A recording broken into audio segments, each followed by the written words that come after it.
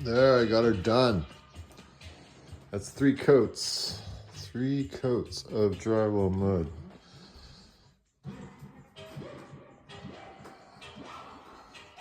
Looks better than I thought it would. And I fucked up painting, so I had to go to the store, get some paint.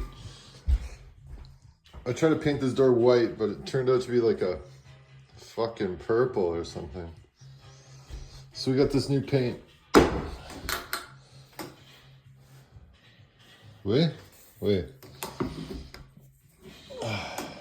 It was cheap. And we're gonna fucking paint this door and trim. Wish I had some sunlight.